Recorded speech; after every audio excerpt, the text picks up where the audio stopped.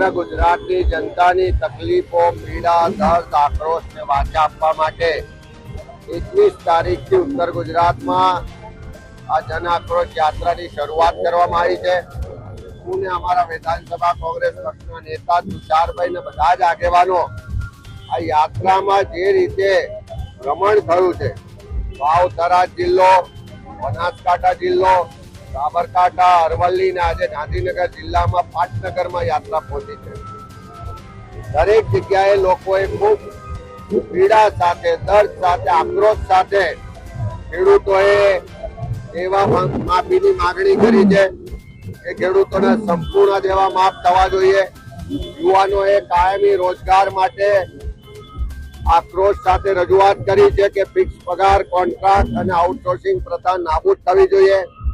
જ્યાં પણ ગયા છીએ મહિલાઓ એકી અવાજે કીધું છે કે પીવાનું પાણી નથી મળતું, પણ દારૂ ને ડ્રગ્સની પાટડીઓ ઠેર ઠેર ખુલી છે. પોલીસ હપ્તા લે છે, બુટલેગરો કહે છે કે હપ્તા ગાંધીનગર સુધી પહોંચે છે, એટલે અમારો કોઈ વાડ પણ વાંકો કરી શકવાનો નથી. અને જે રાજ્યના ગૃહમંત્રીની જવાબદારી છે એ બુટલેગરોના વકીલ હોય, હપ્તાખોરો કે એમના વહીવટદારોના ઉપરાડું લેતા હોય, એ રીતની ભાષામાં બોલે છે. ત્યારે મહિલાઓનો આક્રોશ છે કે ગુજરાતમાંથી દારૂ ને ડ્રગ્સની બધી બંધ થવી જોઈએ. સિંચાઈના પ્રશ્નો છે, જળ જંગલ જમીન અધિકારના પ્રશ્નો છે, આદિવાસી વિસ્તારમાં જાતિના દાખલા માટે યુવાનો ભટકી રહ્યા છે.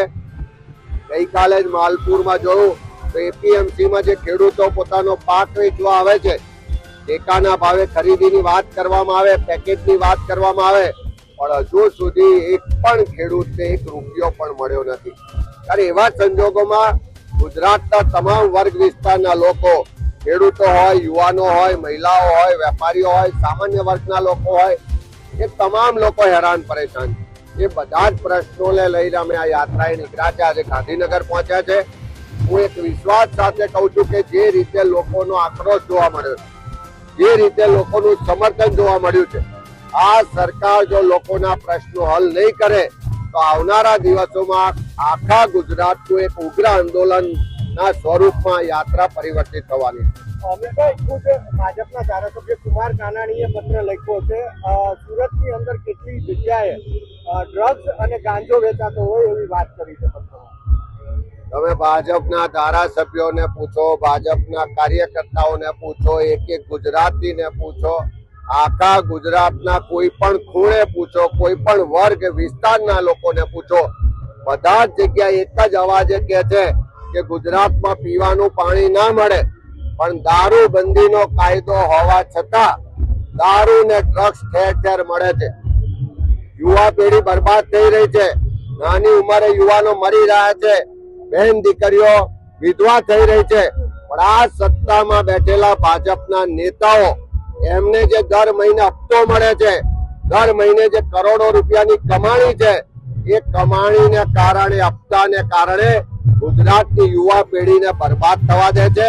ગુજરાતની બહેન દીકરીઓ વિધવા થાય છે. એની માટે જો કોઈ જવાબદાર હોય તો આ સત્તામાં બેઠેલા પેલા ગૃહમંત્રી જે એમની ભાષામાં વાત કરે છે, એ સરકારના લોકો જવાબદાર છે. ત્યારે સરકારની પોલ ખુલી ગઈ છે. લોકો પણ જાણી ગયા છે કે હપ્તા લેવા વાળી સરકાર છે. આ જ સરકાર બુટલેગરોને બચાવે છે. આ જ સરકાર પોલીસનું મનોબળ તોડે છે. જે પ્રમાણિક અધિકારીઓ છે એને સાઈડ પોસ્ટિંગ થાય છે, અને જે વધારે હપ્તા ઉઘરાયેલા આવે, જે વધારે એમને ઉઘરાણું કરીને આપે, એવા લોકોને સારા પોસ્ટિંગ અપાય છે. પણ હવે જનતા જાગી છે, લોકો આક્રોશ વ્યક્ત કરતા થયા છે. આ જનાક્રોશ યાત્રાએ આખા ગુજરાતના લોકોના મનમાં જે તકલીફો, પીડા, દર્દ ને આક્રોશ દબાઈને રહ્યો હતો, એને બહાર લાવવાનું કામ કર્યું છે. હું ચોક્કસ કહું છું કે બધા જ લોકો ડર વગર, કોઈ પણ જાતના ભય વગર પોતાના પ્રશ્નો માટે બોલતા પણ કરીશું, અને એમના પ્રશ્નોને લઈ અને કોંગ્રેસ મજબૂતાઈથી લડાઈ પણ લડશે. હવે જુઓ દેશ દુનિયાની તમામ ખબરો તમારી આંગળીના ટેરવે. ઉઠાવો મોબાઈલ અને ગૂગલ પ્લે સ્ટોર પરથી ડાઉનલોડ કરો અમારી CN24 ન્યૂઝ મોબાઈલ એપ.